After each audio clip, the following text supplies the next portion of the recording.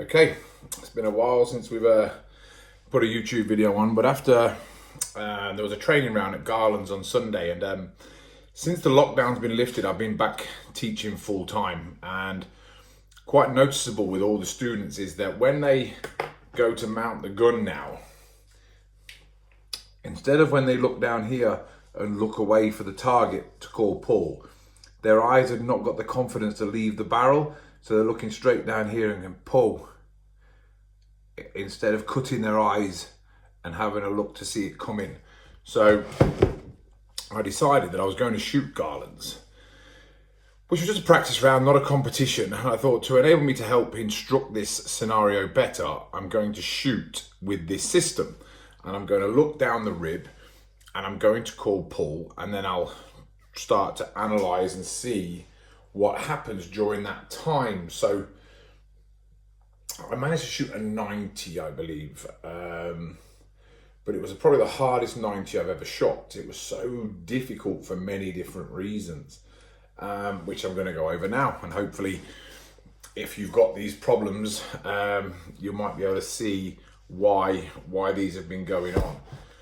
So on the first stand, I've got my gun here and I'm looking straight down and I'm calling pull and I'm moving. The anxiety of waiting for the bird got my hands moving far too early.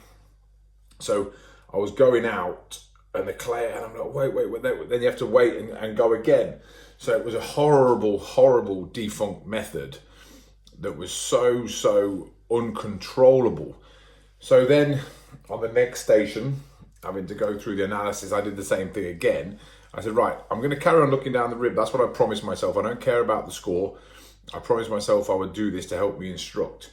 So on the next peg, I kept looking down the barrel, but I made sure I didn't move my hands. I didn't want to start walking my hands, as I called it. So because I'm looking down the rib, I didn't move, but then everything went blazing past me because I couldn't see it coming out from the sides. So then I went from shooting a horrific amount of gun speed, but due to the ability to understand what gun speed does to lead, I was able to get away with it and straight the peg, but it was horrific, absolutely horrendous. Go to stand 3, you got a pair of longish crosses coming off a tower, and I did the same thing, but I shot gun down, but I looked down my barrel and I got away with it because I could see them coming. I could then make an attach move, so it didn't really affect me there. But then as the round progressed, because I was looking to make the shots that I would normally make to see the bird, I made sure I kept here, but I kept then taking the gun back so I could see it earlier, but which left me with absolutely no consistency or enabling me to match the speed of the bird with the barrel. So there were so many problems that were arising, but as a competitive shot, I was fixing them, but they were still bad. Now, in the lower classes, you won't know how to fix them, so you will just have the problems. So the things to look for is that you're starting to move your hands. I call it walking the hands. So you start to move your hands before the bird gets there. Then you may realize that. So then you wait longer and the bird flies past you. Then you really do want to see it early. So you take the gun and your eyes back, and now you're in even more trouble. Other things that I noticed when I didn't cut my eyes back to the machine and I looked down the rib is that I never saw a circular object. I never saw a clay. I felt like I was shooting at some form of atom. So I had the clay here, but it was never crispy. I had like a long tail on it. So I was always searching with my eyes, so I never locked onto it. And if I can't see it clearly, I'm not learning anything from it. I'm not learning its gun speed, its target speed. I'm not learning how far away it is because I'm just concentrating harder to try and see it. Out of my 10 misses, I think 7 of them were in the first pair because, again, I couldn't see it coming into the barrel. So then I was able to fix as I went along. So that's the problem. So what I would like for you guys to go out and try to do next time is, I don't think there's ever a target. I've been thinking about it this morning. I don't think there's ever a target when I'm going to look down the rib to call pull. If I'm shooting a trap shot, I'm looking through the gun. If I'm shooting driven, I'm looking through the gun. If I'm shooting quartering birds, I'm cutting my eyes back. if I'm shooting crossing birds, I'm turning my head to see the bird coming. So make sure that you actually run some form of pre-shot routine where you place to your hold point, turn, call, pull. It's a lot easier to do. On the second bird, I found it harder to stay still because I've trained myself to look back.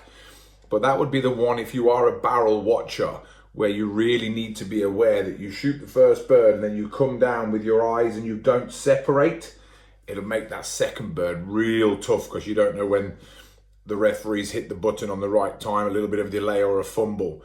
When your eyes are cut back, you will see this. So I would do a big training drill where I have 2 posts at Kibworth, which are about 20 yards apart. And I'm shooting, they've got an orange clay and a green clay, one on each post. And as I take a shot on the first bird, I come down and I put my eyes on one and the gun on the other. So I'm training myself to actually separate on that second bird. So I hope you found that interesting. It was certainly interesting for me to shoot it in a different way and understand what the student will be going through. And like I say, it's majority after lockdown. So by not seeing it coming, I feel panic, I feel anxiety, and I don't see the clay very well at all. So if you're feeling any of those things, it's probably that your eyes are not cutting or turning.